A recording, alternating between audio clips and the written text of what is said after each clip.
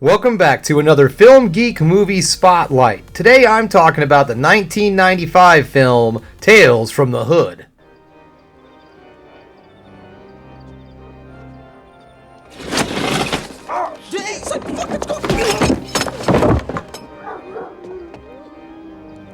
I've been waiting for you boys. Tales from the Hood is directed by Rusty Cundiff and it's starring Clarence Williams III, David Alan Grier, Corbin Bernsen, and Paula J. Parker. Tales from the Hood is a 1995 horror anthology film with 4 stories that are unique to the African American experience here in the United States. The stories take on subjects such as police corruption, racism, and gang violence. Tales from the Hood has 4 stories and 1 wraparound story. The wraparound story is actually pretty good, and I'll get more in detail with that one later on in the movie Spotlight. But right now, I'm going to go over the plot of the actual 4 different stories. The first story that we have is Rogue Cop Revelation, a story of police corruption when standing by and doing nothing is just as bad as committing the crime itself. Our second story, Boys Don't Get Bruised, is about domestic abuse in a family. The third story is called KKK Comeuppance, and it's a story of a state senator and one-time member of the Ku Klux Klan who's running for state governor. He's bought an old plantation house and he plans on using it as his office for his election to governor. But wouldn't you know it, this plantation house is haunted with the spirits of the slaves. Our fourth and final story is called Hardcore Convert, and it's about a gang member who has taken many lives, and in order for him to be rehabilitated, he is forced to face all of the evil he has committed. According to the director Rusty Cundiff, the idea for Tales from the Hood came from a one-act play that he was performing in LA. The play was called The Black Horror Show Anthology,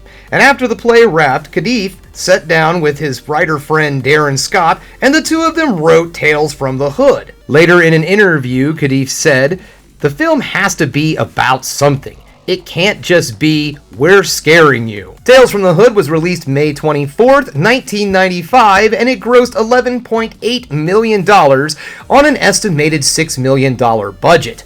The movie was also divisive amongst critics, and it's sitting on Rotten Tomato at a 58%. However, it has an audience score of 68%, because the film has gone on to gain quite a cult following. So what do I like about this movie? Well, first off, I feel this is one of those films that have a great balance of both horror and comedy. The movie is just as scary as it is funny, and it also takes on a lot of social ideas, a lot of things of that sort, but it doesn't deliver them in a real heavy-handed manner. It does a really good job of just letting you know enough so it doesn't seem like the movie is too awful preachy.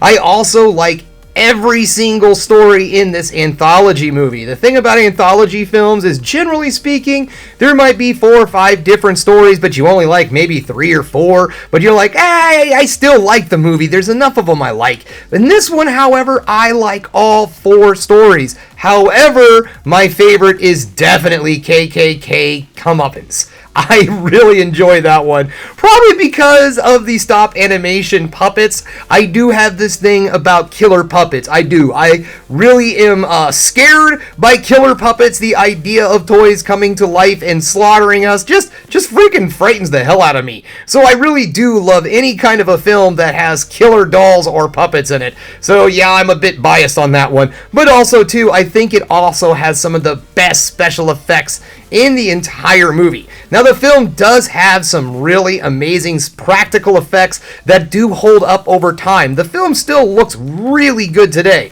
but that story in particular still looks awesome. So yes, the practical effects still hold up. The stories are really good. They still mean something today, which is both good and bad at the same time, that the film is still relevant almost 30 years after it was released. But hey, they did a good job, I guess. So that's what I really love about this movie the most, is that it has held it together all these years. It still looks good, it still delivers in the laughs, it still delivers in the scares, and it has outstanding performances from all of its actors. My personal favorite, of course, is Clarence Williams III. He's outstanding in this, and that gets me to the wraparound story. I promised you guys I would tell you about the wraparound story, but that is part of my likes of this film too, and that is it's my all-time favorite wraparound story in a horror anthology film. What is a wraparound story, you might be asking? The wraparound story is the one that happens, I guess you would say, wrapped around all of the other stories that are going on in the film. In this one, it's a mortuary where the mortician, played by Clarence Williams III, is telling three gangbangers the story of all of the 4 victims. So he's there, he'll open up one of the coffins and go, oh, so this is how this person died, and they go into a story, and so on and so forth.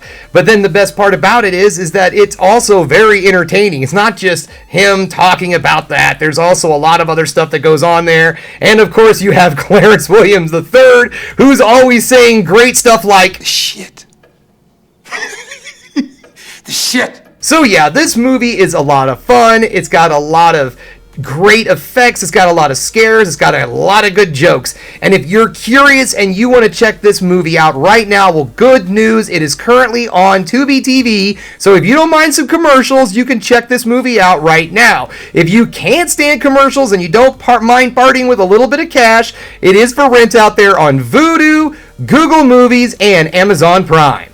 Well, guys, that brings us to the end of one of my Film Geek movie spotlights. So if you liked what you saw here today, go ahead and subscribe to the channel, ring that bell for notifications, and give me the old thumbs up so I know you like what you're seeing. And if there's one more thing you can do, folks, that is keep watching movies. You know I'm gonna.